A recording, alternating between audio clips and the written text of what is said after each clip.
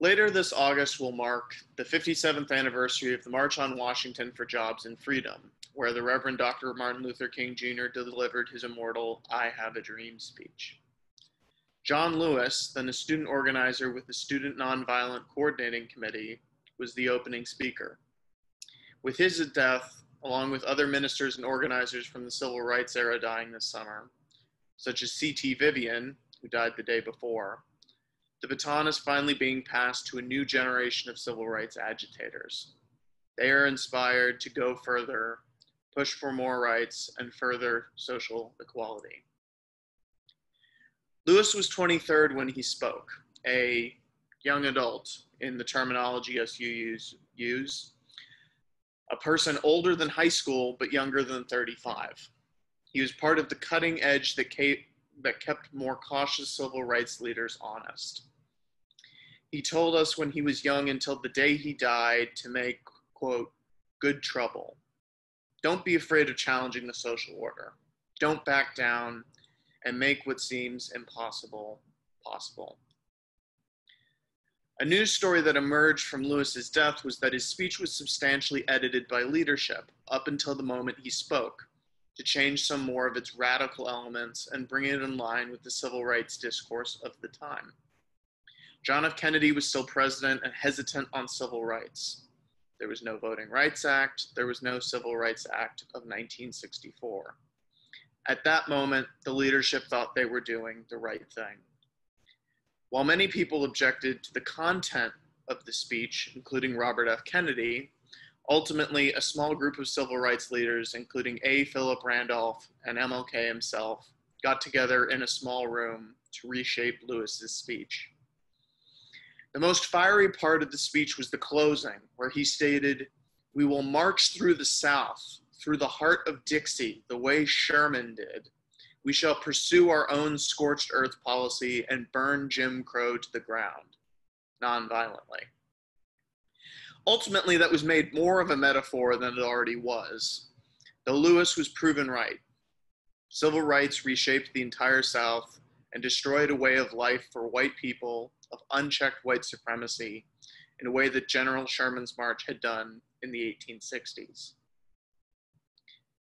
Now, in the face of mass incarceration, militarized police, and an administration deploying federal agents to cities with overwhelmingly nonviolent protests, who may occasionally target property with looting and graffiti, but almost never bodily harm to anyone, there's a need for new John Lewises, new Shirley Chisholms, who once wrote, "I don't measure America by its achievement, but by its potential." For that new generation, you need young adults. And where are the young adults to be found in liberal religions today? Where are the UUs, the Episcopalians, the Methodists? Today, do UU congregations in the Unitarian Universalist Association have everyone's back? Or is there a gap, a donut hole, between those that graduate from high school and those that return in their 30s, often with children in tow? Young adulthood, in an increasingly increasing era, is a place to retain existing UUs and provide an alternative to students and workers to the churches that they are familiar with. More people are spiritual but not religious. Mainline denomination attendance is down sharply, but the religious and spiritual beliefs of the population at large are not becoming necessarily more evangelical or conservative. These theologically and socially moderate and progressive people need not leave religion entirely. How can we welcome them into our chosen faith, our living tradition? In 2010, Kendra Dean, a Methodist minister and professor at Princeton Theological Seminary, wrote a book called Almost Christian: What the Faith of Our Teenagers is Telling the American Church.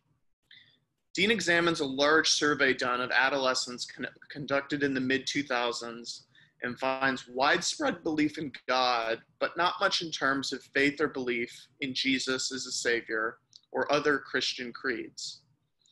The study authors call it morally therapeutic deism, a passive belief based on personal development, where God is called upon in times of need, but the emphasis is on personal well-being.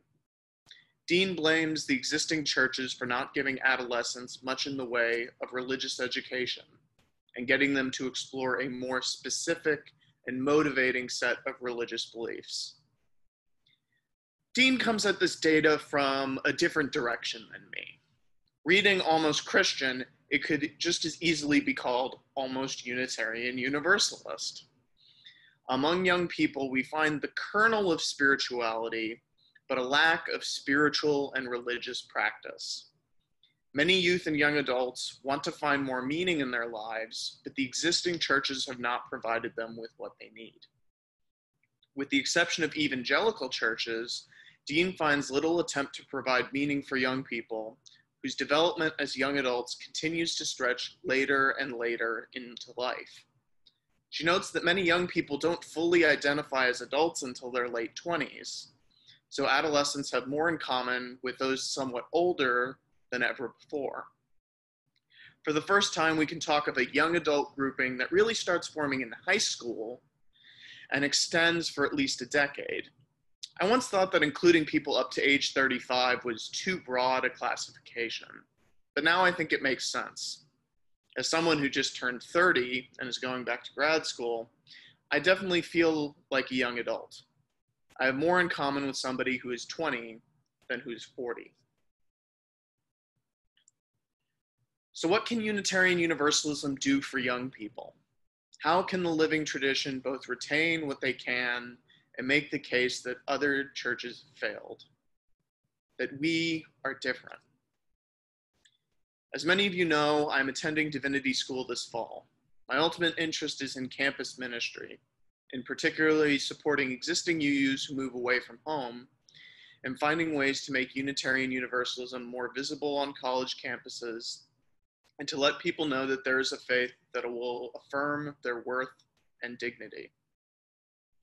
I was frustrated at the evangelizing at my undergraduate university, where groups used misleading events like dances and concerts that were not advertised as being religious or church affiliated.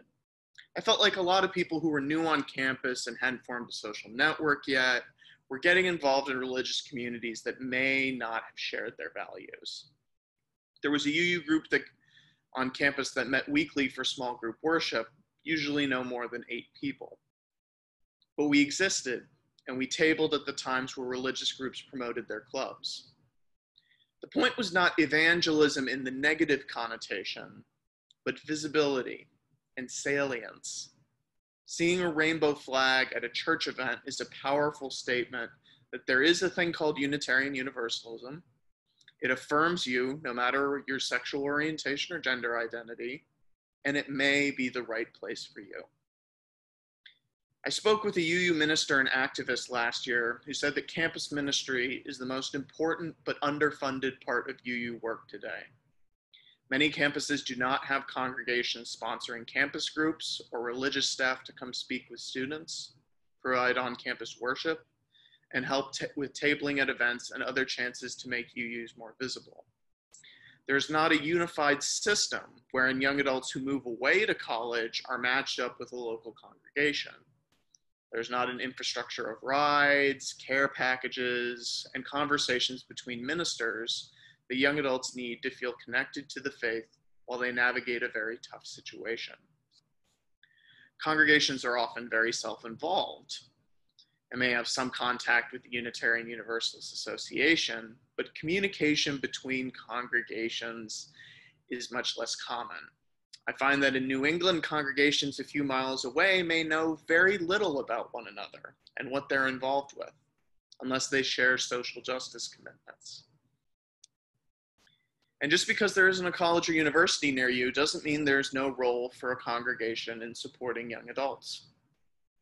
Whether worshiping on campus, like I did in undergrad, or at congregations, we need the young adults that are almost UU to be there, to fill the ranks, to be the new generation, to make authentically multi-generational congregations. I once visited the Pacific School of Religion, a progressive seminary in Berkeley, California, to see if it was the right fit for me. I spoke with a professor who gave me a moment of brutal honesty that has stuck with me. She says that without young adults and youth filling the ranks of a church, there is a risk of becoming a, quote, hospice congregation, where ministers comfort an aging population as the membership dwindles and the church is no more. Do we want congregations around since the 17th century to go extinct? To happen at a time where more and more people in surveys identify as spiritual but not religious, and young people are receptive to the social justice message of our denomination? To not fight to transform our congregations and to make them truly multi-generational would be a great abdication of our responsibility to young people and the living tradition. In the chain of time, we are only as strong as our weakest link, our most precarious connection. Young people are one of those links. Strengthening it, retaining the UUs who go through our religious education curriculum, and adding people who are looking for a faith focused on racial justice, climate justice, and the affirmation of LGBTQ people has to be a priority. If we aren't spending time and resources on young adults, what are we doing? Who is this faith serving? In the wisdom and the fire of our commitment, let it be so.